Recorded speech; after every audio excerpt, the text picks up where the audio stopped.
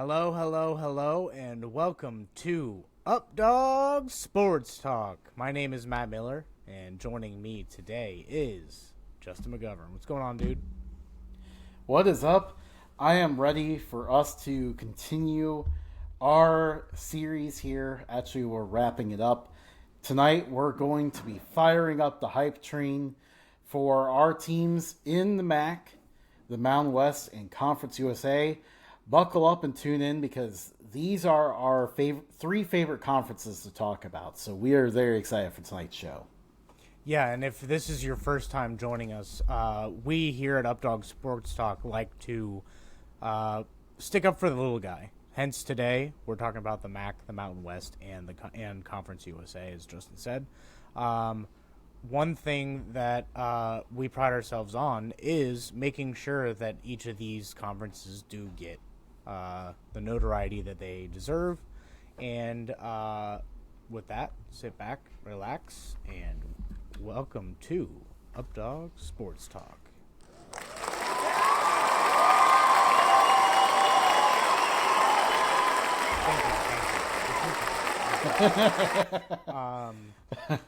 So, Justin, let's get started with our favorite conference right now and probably for the rest of time, the Mid-American Conference.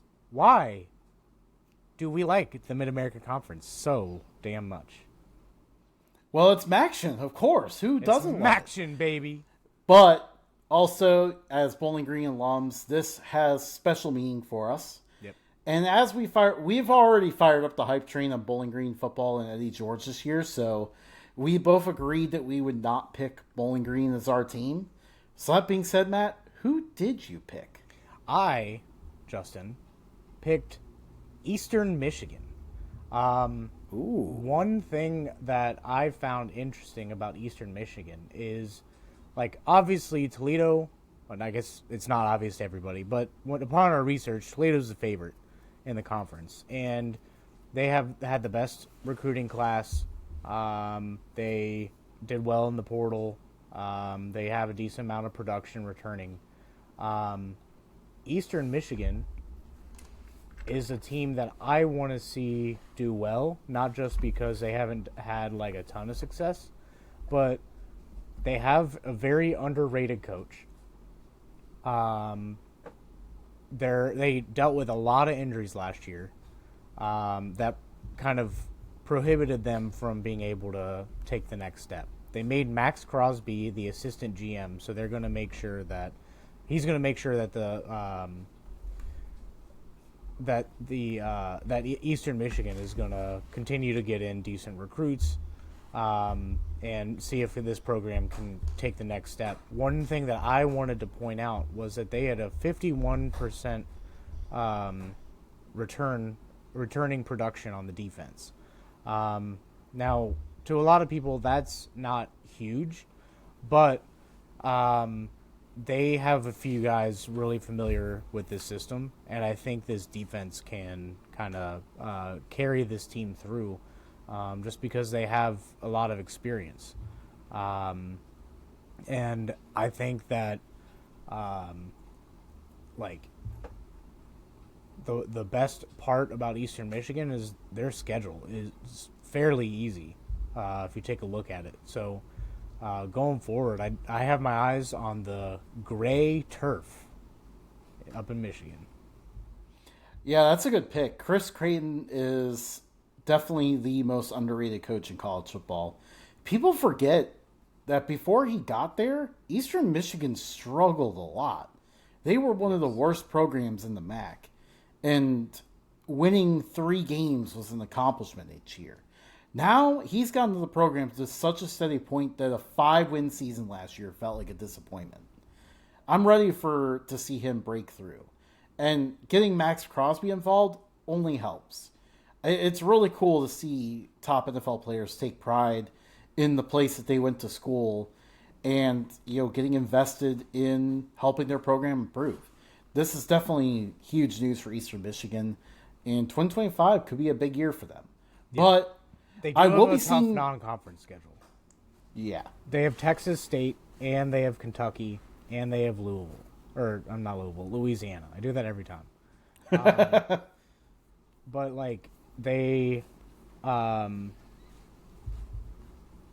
think MAC is kind of a coin flip when you get in conference. You don't necessarily know what you're going to get year in and year out. So they got bad luck of the draw for the non-conference, but I do think that this year they can handle the in-conference. However, they do get Louisiana at home on the gray turf, don't they? Yes, they do. So they don't have to travel down to the bayou. I really enjoy that, sending Louisiana all the way up there, up to Michigan to play in the gray turf. Yeah. But I will be seeing Eastern Michigan in action this year. Nice. Where are you going to be doing that, Justin? This will be at Buffalo, Nice. which is the team that I have as my team. So the Buffalo Bulls, year one under Pete Lembo last year, went 9-4. They improved a lot immediately because before that they were struggling to make bowl games ever since Lance Leipold left. Pete Lembo is entering year 2 now, and he's only going to make this program better. They have a star running back in Al J. Henderson. He's a dog. He's a dog. I cannot wait to see what he does. And they have to figure out the quarterback position. Taquan Roberson is kind of that fun mobile option. I know running the ball is going to be a huge priority for the Bulls. So Taquan Roberson sounds like the favorite, but they have others in the competition as well, so it's not set in stone. But whoever wins the job gets an all-MAC wide receiver in Victor Snow. He plays in the slot. Very reliable target to throw to. It'll make the quarterback's job much easier. And another thing that will help, if Nick McMillan comes back healthy, he missed all of last year, that adds another weapon for them. So I'm looking forward to that. The offensive line for the Bulls is one of the best offensive lines in the entire MAC. Now, as Bowling Green alums, we may argue the Bowling Greens might be better, but Buffalo is definitely up there as one of the best offensive lines. And that's not even the best part of the team yet. We haven't gotten to the best. That is the defense. This defense had some issues against the run last year. They did have some problems with that, but when they stopped the run, Buffalo went 9-0 last year. And they returned a dog at linebacker in Red Murdoch. He had 156 tackles last year. And that is with Sean Dulac back there wreaking havoc as well. So Murdoch has taken over the linebacker room. They're going to have some other guys ready to go to take over next to him, especially pass rusher Deion Crawford. And then also on the defensive line, one of my favorite phrases in this new portal age is that sometimes the biggest recruiting wins are the ones you keep. That is the case for the Bulls in defensive lineman Kobe Stewart. He had 9.5 sacks last year, entered the portal, and then Buffalo managed to convince him to stay. So that was a huge one. The secondary gave up a few more big plays than you'd like to see, but lots of experience back. You know, that group having another year working together is going to really help them reduce that amount of big plays that they were giving up. That will definitely help them settle in. And then finally, that last piece, you know, the run game, 9-0 when they stopped it, and 1-4 or 0-4, I think, when they didn't. They have a 300-pound, bigger, meatier man in George Wollo. He missed all of last year with an injury, so getting him back and healthy will help a lot in this department. Finally, 73% returning production for the defense. Yes, exactly. And then finally, special teams. We have to talk about them as well because Pete Lembo is their head coach. And with that being said, until proven otherwise, a Pete Lembo coach team is always going to have awesome special teams. And that's a difference maker in a league that's very tightly contested. So that wraps up our MACtion teams. Get ready because I'm excited for October 3rd when Buffalo takes on Eastern Michigan, two of our teams here. But it'll be a fun year in the MAC overall. It's time to pivot, though. We're going due west, Matt. Yeah, we're going all the way out west. I guess not all the way, but we're going to the Mountain West. And guess what, Justin? Yeah. What better way to go out west than go up high into the mountains and see Air Force? They're my hype team for the Mountain West. Air Force was a complete disappointment last year, and not to brag, I called that. So, one of the few people in the nation that actually did call that. This year, I think they just kind of get back to what they do best. And what do they do best, Justin? Well, that is running the ball. They're going to get back to running the football. The biggest thing in their favor and the weakest point of their team last year was the offense, which we thought was going to fly high, or Justin thought, and a lot of other people thought, was going to fly high. Did not happen. This year, they have a 68% returning production on the offense.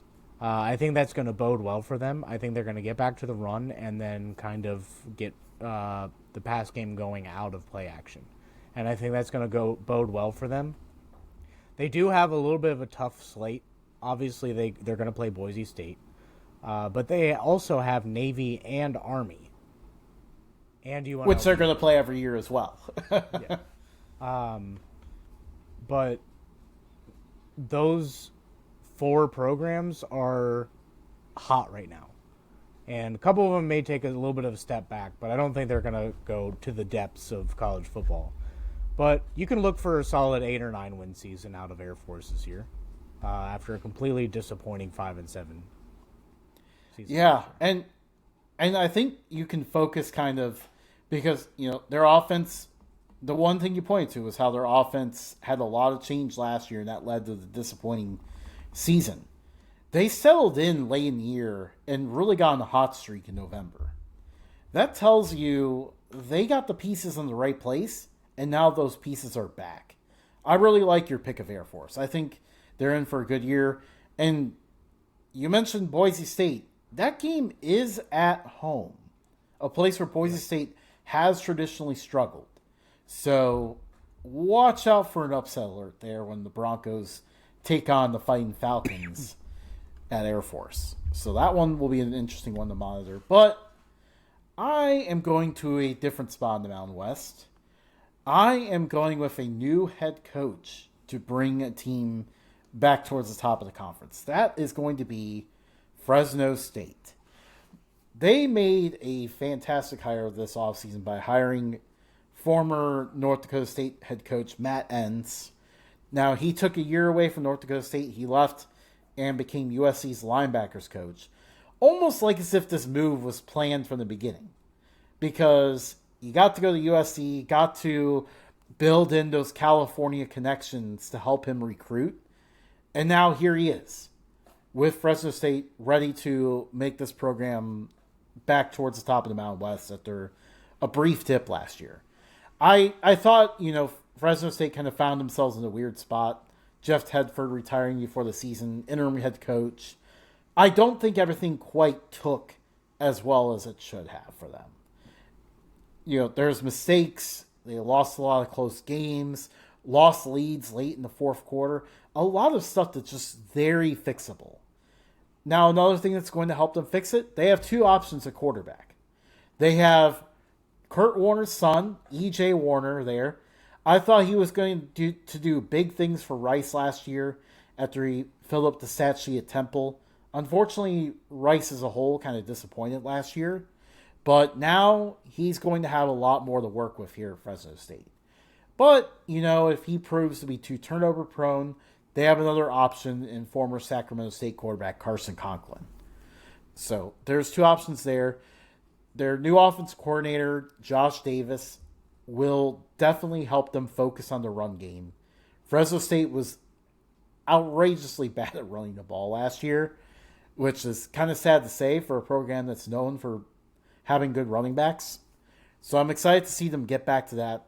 Then we go to the defensive side. They have a really good defensive line. I know Corey Foreman, he was a former 5-star plus recruit and never really panned out, but He's actually found himself a pretty solid footing here. He's not that ridiculous playmaker everyone thought he would be, but he's a very solid player for this defense. And then Drake transfer Finn Claypool could be a guy who becomes a havoc wreaker. Did I say that right? Havoc wreaker? I don't know what I was doing there, but he wreaks havoc. Anyways, he could wreak havoc on opposing offensive fronts. And Fresno State secondary. Fresno State secondary will be one of the best, if not the best, in the Mountain West. Corner Alzillion Hamilton is the name I want you to watch out for. He is going to be a star player, probably the best corner in the Mountain West this year. Watch for Fresno State to enter themselves in the Mountain West race. Maybe even bowl a surprise and win it. We'll see. The only knock I have on them is they're living or dying by the portal. Their return rate is total is 40%, 36 on offense, 44 on defense. That's among the depths of college football. But guess what, Justin? Moving on to Conference USA, do you know who has some of the most returning production? Ooh, who? I'm going to surprise you here. I'm not going with the one on the hat. I did that just to fool everyone because they're in the same Missouri State, their first year in college football. Yeah. FBS level. They are returning 66% of their total starters from last year. 76% on offense. They went 8-4 last year. Now, they do have to face off against USC in week 1. That's just a bad draw. The other one that I would look at to them kind of struggling with is probably SMU. But outside of that, maybe Liberty. Maybe. So you're looking at 2 or 3 losses, and 2 of them are out of conference to Power 4 teams. I think that's pretty darn good. I mean, I was between a couple of teams in here, and I felt the need to go with the first-year team because they've been gearing up for this for a while. They're ready to go. And I think they can do it. Justin, don't you? I feel like they like they got the goods to keep this thing going.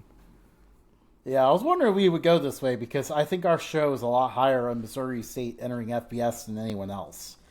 A lot of people are ready for Delaware, but we went a different route here.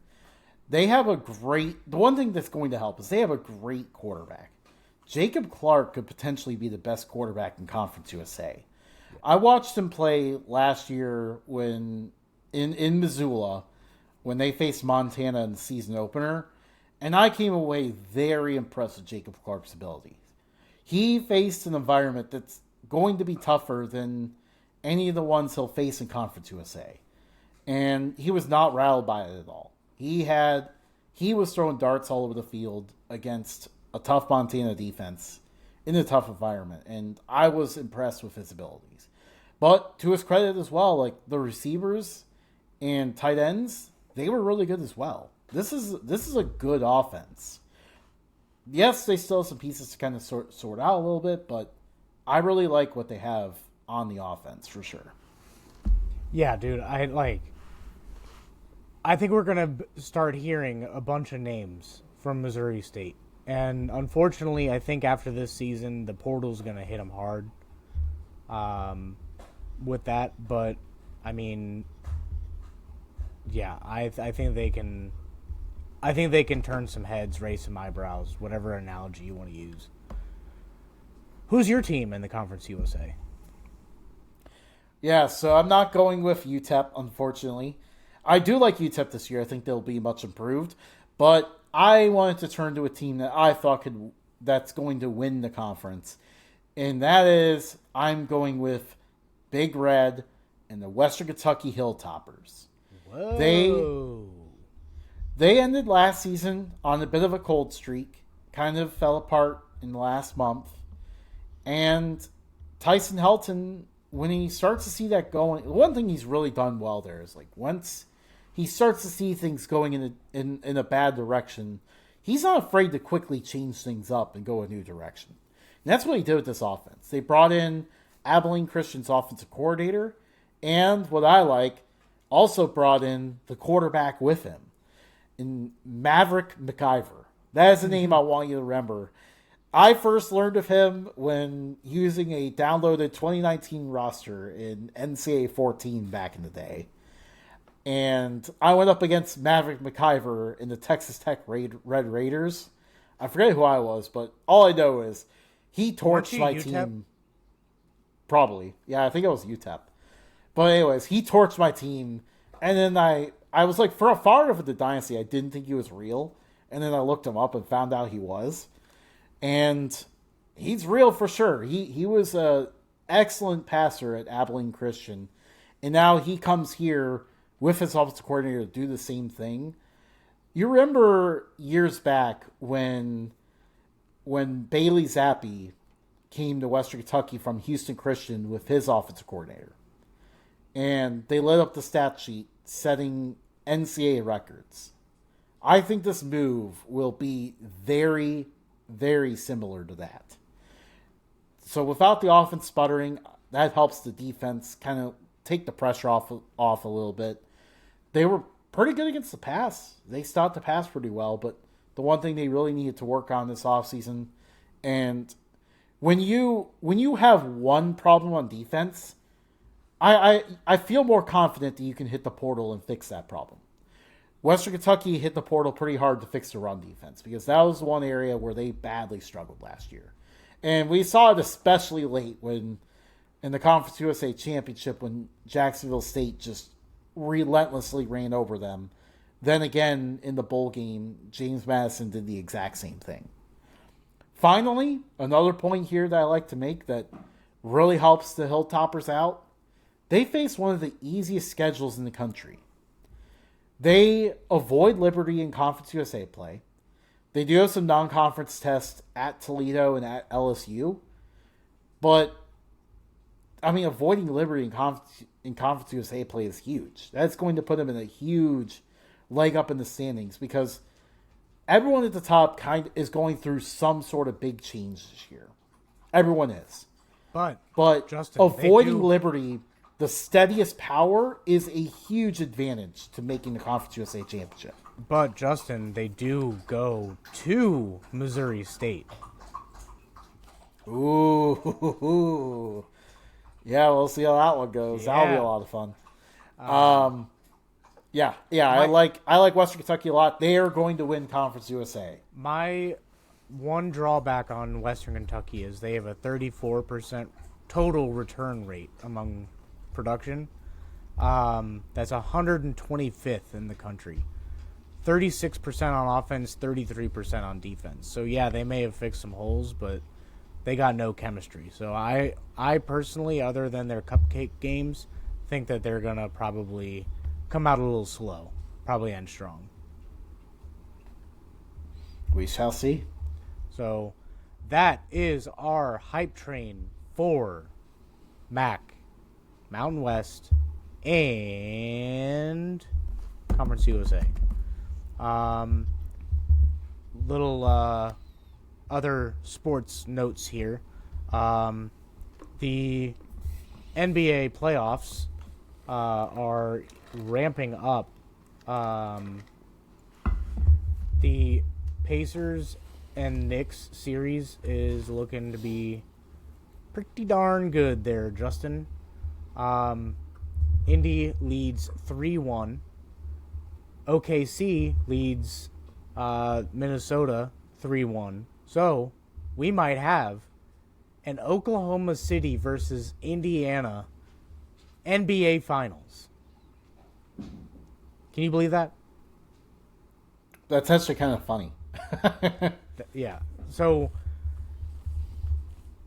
I don't like saying this out loud, but I don't think the Pacers are going to win that. Oklahoma City is such a good team. Both, other than the Siakam trade, both of them kind of built internally.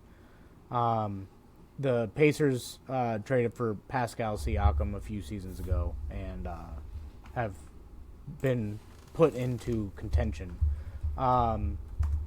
The Thunder have MVP Shai Gilgeous-Alexander,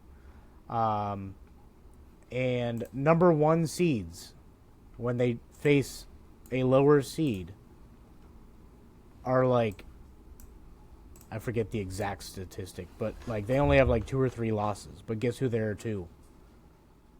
Hang on, Matt. I need to back you up for a moment. I had to make sure. I was finishing my thought. Okay. I'm still talking about basketball. I know. I was too. What do you have to add to that? I had to look it up to make sure I was correct. But guess where Pascal Siakam went to college? Where? UNLV? Okay, I'll give you a hint. It definitely is involving a team that in the conferences that we talked about tonight. That's why I brought it up, because it does relate to the show in some sort of way. Eastern Michigan. No. We love this team, but we did not talk about them. Bowling Green. No. We did talk about Bowling Green. I'm going to go with New Mexico State. Yeah! That's who it was. New Mexico State. Yeah. But it's pretty cool to see like the Celtics aren't in it. They got eliminated the previous round. The Nuggets, who won it last year, a couple years ago, maybe last year. All these years run together. They got out the previous round. They're like LeBron got out in the first round. The Warriors got out last round. So we're not seeing the same. The Pacers beat the Bucks, so no Giannis. So we are seeing a completely different NBA Finals, and I'm all for it. Although usually the Pacers games come on days that I literally can't watch basketball, so that sucks. What else, Justin? Well, that was exciting, and also I'm very glad that we managed to get down that tangent, because, Conference USA fans, they thought they were safe from us mentioning New Mexico State, but I found a way. In a few weeks, we will have a guest on the show, potentially talking MLS. So one of our first ever MLS shows. Sucks you can't make it, but obviously you got a prior commitment. So, looking forward to that. It will be my anniversary, so we had to call in a sub.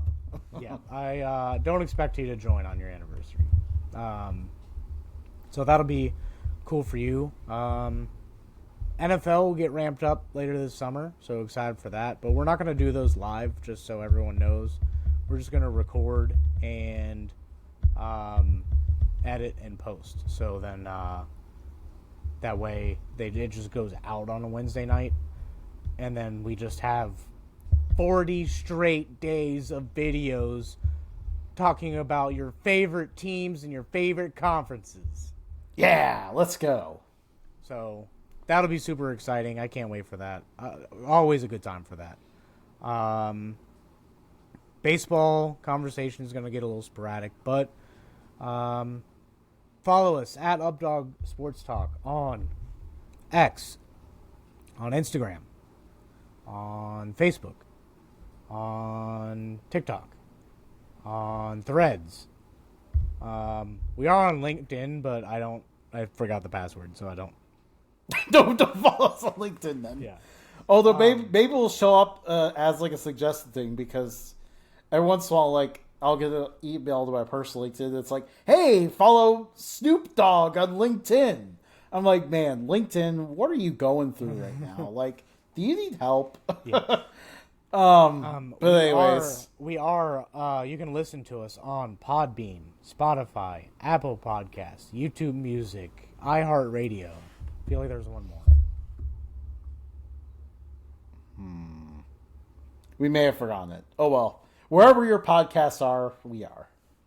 pretty much every corner of the internet that is popular, we are there. So find us everywhere. Obviously, we go live on YouTube at 8 o'clock on Wednesdays. If you haven't already, like, subscribe, comment. We love hearing from everybody. We love interacting with everyone. But we also want to build our channel, and we can't do that without subscribers. So show us some love. We'll continue to pump out good content for you. Next week, we go over what conferences, Justin? What do we have left? We don't have any left. We actually do not know What? what our episode is last week. Next week, That surprise was episode coming. That was the final episode of the series. Yep. We did a hype train for every conference. Yes. Wow. Well done. I would have done a recap, but I don't remember what I picked in the other one. So, yeah. So, in order to stop this drawing out of this episode, Well, I have some closing thoughts here. Also, go to updogsportstalk.com. We have a blog there. We have not used it in a few months, but get ready because the State of the Program series is coming back. A look into where each program is right now and, a little bit of fun history around them. Who are some key players back? How's their schedule look? All that kind of fun stuff is going to be coming up soon in June, I will say. Yeah, It's Justin coming in does a June, really so good be job sure to with that. subscribe to that. So Yes, Justin does a good job with that. I built the website while I was going through chemo, so it's kind of broken right now. But you can still find Justin's blog on there pretty easily. So go find him. I'll have to fix mine and fix the main page, but that will be a later date. Got some things going on. But, yeah, that's it. We'll catch you guys next time.